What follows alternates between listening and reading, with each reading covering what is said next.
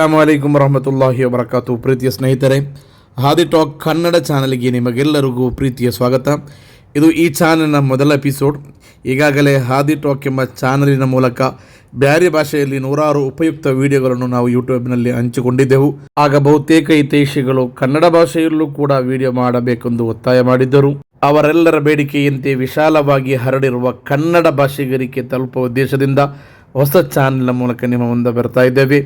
ಹಾದಿ ಟಾಕ್ ಎಂಬ ನಮ್ಮ ಚಾನಲ್ಗೆ ನೀವು ಸಪೋರ್ಟ್ ಮಾಡಿದಂತೆ ಹಾದಿ ಟಾಕ್ ಕನ್ನಡ ಎಂಬ ಈ ಹೊಸ ಚಾನಲ್ಗಳನ್ನು ನೀವು ಸಬ್ಸ್ಕ್ರೈಬ್ ಮಾಡುತ್ತಾ ಈ ವಿಡಿಯೋಗಳನ್ನು ಇತರರಿಗೂ ಶೇರ್ ಮಾಡುತ್ತಾ ಸಪೋರ್ಟ್ ಮಾಡುತ್ತೀರಿ ಎಂಬ ನಂಬಿಕೆ ನಮಗಿದೆ. ಬಿಸ್ಮಿಲ್ಲಾಹಿರ್ ರಹ್ಮಾನಿರ್ ರಹೀಮ್. ಅಲ್ಹಮ್ದುಲಿಲ್ಲಾಹಿ ರಬ್ಬಿಲ್ ಆಲಮೀನ್ ವಸ್ಸಲಾತು ವಸ್ಸಲಾಮು ಅಲಾ ಅಶ್ರಫಿಲ್ ಮುರ್ಸಲೀನ್ ವ ಅಲಾ ಆಲಿಹಿ ವಸಹ್ಬಿಹಿ ಅಜ್ಮഈನ್. ಅಮ್ಮಾ ಬಅದ್. ಪ್ರತಿದಿನ 5 ವಕ್ತ್ ನಮಾಜ್ ಮಾಡುವುದು ಪ್ರತಿಯೊಬ್ಬ ಮುಸಲ್ಮಾನನ ಮೇಲೂ ಕಡ್ಡಾಯವೆಂದು ಪ್ರತ್ಯೇಕವಾಗಿ ಹೇಳಬೇಕಿಲ್ಲ ತಾನೆ. ಆದರೆ ನಾವು ಮಾಡಿದಂತಹ ನಮಾಜ್ಗಳು ಅದು ಸ್ವೀಕರಿಸಲ್ಪಟ್ಟಿದೆಯೇ ಅಥವಾ ತಿರಸ್ಕರಿಸಲ್ಪಟ್ಟಿದೆಯೇ ಎಂದು ಹೇಳಲು ನಮಗೆ ಸಾಧ್ಯವೇ ಇಲ್ಲ. ಆದರೆ 5 ವಿಭಾಗ ಜನರ ನಮಾಜ್ ಅಲ್ಲಾಹನು ಸ್ವೀಕರಿಸುವುದಿಲ್ಲ, ಅವರ ನಮಾಜ್ಗಳು ತಿರಸ್ಕರಿಸಲ್ಪಡುತ್ತದೆ ಎಂದು ಪ್ರವಾದಿ ಸಲ್ಲಲ್ಲಾಹು ಅಲೈಹಿ ವಸಲ್ಲಂ ಅವರು ಹೇಳಿದಂತಹ ಒಂದು ಹದೀಸ್ ಇದೆ. ಆ ವಿಭಾಗದಲ್ಲಿ ನಾನು ಮತ್ತು ನೀವು ಒಳಪಟ್ಟಿದ್ದೇವೆಯೋ ಎಂಬುದನ್ನು ನಾವು ಆತ್ಮಾವಲೋಕನ ಮಾಡೋಣ. ಪ್ರವಾದಿ ಸಲ್ಲಲ್ಲಾಹು ಅಲೈಹಿ ವಸಲ್ಲಂ ಅವರ ಮಾತು ಹೀಗಿದೆ: ಖಮ್ಸತುನ್ ಲೈಸ ಲಹುಂ ಸ್ವಲಾತ್. ಆ 5 ವಿಭಾಗ ಜನರು ನಮಾಜ್ ಮಾಡುವ ಅಗತ್ಯ ಅಲ್ಲಾಹನಿಗೆ ಇಲ್ಲವೇ ಇಲ್ಲ. ಆ ಪೈಕಿ ಒಂದನೆಯದ್ದು ಅಲ್ ಮರ್ಅತು ಸಾಖಿತತು ಅಲಾ ಝೌಜಿಹಾ. ತನ್ನ ಪತಿಯೊಂದಿಗೆ ಕೋಪಿಸಿಕೊಂಡ ಪತ್ನಿಯ ನಮಾಜ್ ಅಲ್ಲಾಹನು ಸ್ವೀಕರಿಸುವುದಿಲ್ಲ ಎಂದು ಪ್ರವಾದಿ ಸಲ್ಲಲ್ಲಾಹು ಅಲೈಹಿ ವಸಲ್ಲಂ ಹೇಳಿದ್ದಾರೆ. ಒಬ್ಬ ಪತ್ನಿಯು ತನ್ನ ಪತಿಗೆ ವಿಧೇಯಲಾಗಿ ಪತಿಯೊಂದಿಗೆ ಕೋಪಿಸಿಕೊಳ್ಳದೆ, ಹಠ ಮಾಡಿಕೊಳ್ಳದೆ, ಜಗಳ ಮಾಡಿಕೊಳ್ಳದೆ ಪತಿಯನ್ನು ತೃಪ್ತಿಪಡಿಸುವ ಎಲ್ಲ ಕಾರ್ಯವನ್ನು ಮಾಡಬೇಕಾದದ್ದು ಅನಿವಾರ್ಯವಾಗಿದೆ. ಪತ್ನಿಯ ಪರಲೋಕದ ವಿಜಯದ ಕೀಲಿಕೈಯು ಪತಿಯನ್ನು ತೃಪ್ತಿಪಡಿಸುವುದರಲ್ಲಿ ಅಡಕವಾಗಿದೆ ಎಂದು ಇಮಾಮರು ಹೇಳಿದ್ದಾರೆ. ಪತಿಯೊಂದಿಗೆ ಚಿಕ್ಕ ಚಿಕ್ಕ ವಿಷಯಕ್ಕೆ ಗಲಾಟೆ ಮಾಡುವ, ಪತಿಯನ್ನು ಸತಾಯಿಸುವ, ಪತಿಯ ಅಭಿಪ್ರಾಯಗಳಿಗೆ ಬೆಲೆ ನೀಡದಂತಹ ಪತ್ನಿ, ಆ ಪತ್ನಿಯ ನಮಾಜನ್ನು ಅಲ್ಲಾಹನು ಸ್ವೀಕರಿಸುವುದಿಲ್ಲ. ಅಂತಹ ನಮಾಜಿನ ಅಗತ್ಯ ಅಲ್ಲಾಹನಿಗೆ ಇಲ್ಲವೇ ಇಲ್ಲ. ಪತಿಯೊಂದಿಗೆ ಕೋಪಿಸಿಕೊಂಡು ಮಲಗುವ ಹೆಂಡತಿಯ ಮೇಲೆ ಅಲ್ಲಾಹನ ಮಲಕುಗಳು ಶಾಪ ಹಾಕುತ್ತಾರೆಂದು ಹದೀಸ್ನಲ್ಲಿದೆ. ಹೀಗಿರುವಾಗ ಪತಿಯೊಂದಿಗೆ ಕೋಪಿಸಿಕೊಳ್ಳುವ ಪತ್ನಿಯ ನಮಾಜ್ ತಿರಸ್ಕರಿಸಲ್ಪಡುತ್ತದೆ, ಅಲ್ಲಾಹನು ಸ್ವೀಕರಿಸುವುದಿಲ್ಲ ಎಂದು ಪ್ರವಾದಿ ಸಲ್ಲಲ್ಲಾಹು ಅಲೈಹಿ ವಸಲ್ಲಂ ಅವರು ಹೇಳಿದ್ದಾರೆ. ಇದು ಒಂದನೇ ವಿಭಾಗವಾಗಿದೆ. ಇನ್ನು ಎರಡನೇ ವಿಭಾಗಕ್ಕೆ ಬರುವುದಾದರೆ ಅಲ್ ಅಬ್ದುಲ್ ಆಬಿಕು ಮಿನ್ ಸಯ್ಯಿದಿಹಿ ಹತ್ತಾ ಯರ್ಜಿಅ. ಯಜಮಾನನ ಅನುಮತಿ ಇಲ್ಲದೆ ಓಡಿ ಹೋದ ದಾಸನ ನಮಾಜ್ ಕೂಡ ಅಲ್ಲಾಹನು ಸ್ವೀಕರಿಸುವುದಿಲ್ಲ. ಯಜಮಾನನ ಮಾಲೀಕನ ಅನುಮತಿ ಇಲ್ಲದೆ ಓಡಿ ಹೋದ ದಾಸನು ಯಜಮಾನನ ಬಳಿಗೆ ಮರಳಿ ಬರುವ ತನಕ ಮಾಡುವಂತಹ ಯಾವುದೇ ನಮಾಜ್ ಕೂಡ ಅಲ್ಲಾಹನು ಸ್ವೀಕರಿಸುವುದಿಲ್ಲ, ತಿರಸ್ಕರಿಸ್ತಾನೆ ಎಂದು ಪ್ರವಾದಿ ಸಲ್ಲಲ್ಲಾಹು ಅಲೈಹಿ ವಸಲ್ಲಂ ಅವರು ಹೇಳಿದ್ದಾರೆ. ಇದು ಎರಡನೇ ವಿಭಾಗವಾಗಿದೆ. ಇನ್ನು ಮೂರನೇ ವಿಭಾಗವನ್ನು ನಾವು ಚರ್ಚೆ ಮಾಡುವುದಾದರೆ ಅಲ್ ಮುಸಾರಿಮುಲ್ಲದಿ ಲಾ ಯುಕಲ್ಲಿಮು ಅಖಾഉ ಫೌಕ ಥಲಾಥತಿ ಅಯ್ಯಾಮ್. ತನ್ನ ಸಹೋದರನೊಂದಿಗೆ 3 ದಿನಗಳಿಗಿಂತ ಹೆಚ್ಚಾಗಿ ಮಾತನಾಡದೆ ಕೋಪಿಸಿಕೊಳ್ಳುವ ವ್ಯಕ್ತಿಯ ನಮಾಜ್ ಕೂಡ ಅಲ್ಲಾಹನು ಸ್ವೀಕರಿಸುವುದಿಲ್ಲ.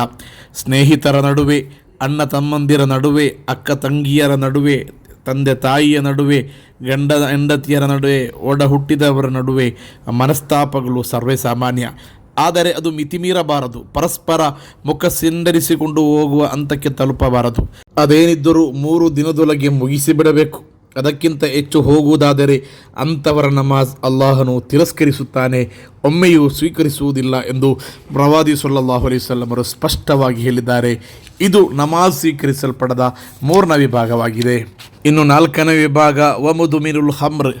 ಮದ್ಯಪಾನಿಯ ನಮಾಜ್ ಅಲ್ಲಾಹನು ಸ್ವೀಕರಿಸುವುದಿಲ್ಲ ಎಂದು ಪ್ರವಾದಿ ಸಲ್ಲಲ್ಲಾಹು ಅಲೈಹಿ ವಸಲ್ಲಂ ಅವರು ಹೇಳಿದ್ದಾರೆ.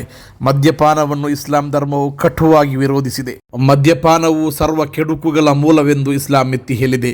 ಶರಾಬು ಅಂಗಡಿಗಳಲ್ಲಿ, ಬಾರ್ಗಳಲ್ಲಿ ಕುಡಿದು ಪ್ರಜ್ಞಾಹೀನರಾಗಿ ಅರೆ ಪ್ರಜ್ಞಾವಸ್ಥೆಯಲ್ಲಿ ಬಿದ್ದವರನ್ನು ನಾವು ಅಲ್ಲಲ್ಲಿ ಕಾಣುತ್ತೇವೆ. ಮದ್ಯವು ದೇಹದ ಒಳ ಸೇರಿದರೆ ಬುದ್ಧಿಯ ಸ್ಥಿಮಿತ ಕಳೆದುಕೊಳ್ಳುತ್ತದೆ ಎಂಬುದರಲ್ಲಿ 2 ಮಾತಿಲ್ಲ. ಹೀಗಿರುವಾಗ ಮದ್ಯ ವ್ಯಸನಿಗಳಾಗಿ ಮದ್ಯದ ದಾಸರಾಗುವ ಮದ್ಯಪಾನಿಗಳ ನಮಾಜ್ ಅಲ್ಲಾಹನು ಸ್ವೀಕರಿಸುವುದಲ್ಲ ಎಂದು ಪ್ರವಾದಿ ಸಲ್ಲಲ್ಲಾಹು ಅಲೈಹಿ ವಸಲ್ಲಂ ಅವರು ಸ್ಪಷ್ಟವಾಗಿ ಹೇಳಿದ್ದಾರೆ. ಇದು ನಮಾಜ್ ಸ್ವೀಕರಿಸಲ್ಪಡದ 4ನೇ ವಿಭಾಗವಾಗಿದೆ. ಇನ್ನು 5ನೇ ವಿಭಾಗಕ್ಕೆ ಬರುವುದಾದರೆ ವ ಇಮಾಮ ಕೌಮಿನ್ ಯುಸಲ್ಲಿ ಬಿಹಿಮ್ ವಹುಂ ಲಹು ಕಾರಿಹೂನ್. ಇಮಾಮ್ ಜಮಾತಾಗಿ ನಮಾಜ್ ಮಾಡುವಾಗ ತನ್ನ ಹಿಂದೆ ನಿಂತು ನಮಾಜ್ ಮಾಡುವ ಮಾಮೂಮ್ಗಳಿಗೆ ತೊಂದರೆಯುಂಟಾಗುವ ರೀತಿಯಲ್ಲಿ ನಮಾಜ್ ಮಾಡುವ ಇಮಾಮರುಗಳ ನಮಾಜನ್ನು ಅಲ್ಲಾಹನು ಸ್ವೀಕರಿಸುವುದಿಲ್ಲ ಎಂದು ಪ್ರವಾದಿ ಸಲ್ಲಲ್ಲಾಹು ಅಲೈಹಿ ವಸಲ್ಲಂ ಹೇಳಿದ್ದಾರೆ. ಇಮಾಮರುಗಳು ಅತ್ಯಂತ ಹೆಚ್ಚು ಜಾಗೃತ ಪಾಲಿಸಬೇಕಾದಂತಹ ಒಂದು ವಿಷಯವಾಗಿದೆ. ತನ್ನ ಹಿಂದೆ ನಿಂತು ನಮಾಜ್ ಮಾಡುವ ಮಾಮೂಮ್ಗಳ ಪೈಕಿ ರೋಗಿಗಳು ಇರಬಹುದು, ವೃದ್ಧರಿರಬಹುದು, ಅಸಹಾಯಕರಿರಬಹುದು, ತುರ್ತು ಅಗತ್ಯಕ್ಕಾಗಿ ಹೋಗಬೇಕಾದ ಅನಿವಾರ್ಯತೆ ಇರುವವರು ಇರಬಹುದು, ರಸ್ತೆ ಬದಿಯ ಮಸೀದಿಗಳಾಗಿದ್ದಾರೆ, ಪ್ರತ್ಯೇಕವಾಗಿ ಹೇಳಬೇಕಿಲ್ಲ ತಾನೆ. ಇವರೆಲ್ಲರಿಗೂ ತೊಂದರೆಯಾಗುವ ರೀತಿಯಲ್ಲಿ ನಮಾಜನ್ನು ದೀರ್ಘಿಸುವ ಇಮಾಮರುಗಳಿದ್ದಾರೆ. ಇದು ಒಮ್ಮೆಯೂ ಸಲ್ಲದು. ಈ ರೀತಿ ನಮಾಜ್ ಮಾಡುವ ಮಅಮೂಮರುಗಳಿಗೆ ತೊಂದರೆ ನೀಡುವಲ್ಲಿ ನಮಾಜ್ ಮಾಡುವಂತಹ ಇಮಾಮರುಗಳ ನಮಾಜನ್ನು ಅಲ್ಲಾಹನು ಸ್ವೀಕರಿಸುವುದಿಲ್ಲ, ತಿರಸ್ಕರಿಸುತ್ತಾನೆಂದು ಪ್ರವಾದಿ ಸಲ್ಲಲ್ಲಾಹು ಅಲೈಹಿ ವಸಲ್ಲಂ ಹೇಳಿದ್ದಾರೆ. ಇದು ನಮಾಜ್ ಸ್ವೀಕರಿಸಲ್ಪಡದಂತಹ 5ನೇ ವಿಭಾಗವಾಗಿದ್ದಾರೆ. ಅಲ್ಲಾಹನು ನಮಾಜ್ ಸ್ವೀಕರಿಸದಂತಹ 5 ವಿಭಾಗ ಜನರ ಬಯಾನ್ ಆಗಿದೆ. ನಾನು ಹೇಳಿದ್ದು ಈ 5 ವಿಭಾಗದ ಪೈಕಿ ಯಾವುದಾದರೊಂದು ವಿಭಾಗದಲ್ಲಿ ನಾವು ಒಳಪಟ್ಟಿದ್ದರೆ ಅದರಿಂದ ನಾವು ಹೊರಬರಬೇಕಾಗುವುದು ಅನಿವಾರ್ಯವಾಗಿದೆ. ಆ ಮೂಲಕ ಆ 5 ವಿಭಾಗದಿಂದ ಹೊರಬಂದು ಸಜ್ಜನರ ಸಾಲಿನಲ್ಲಿ ಸೇರಲು ನಾವೆಲ್ಲರೂ ಪ್ರಯತ್ನಿಸೋಣ.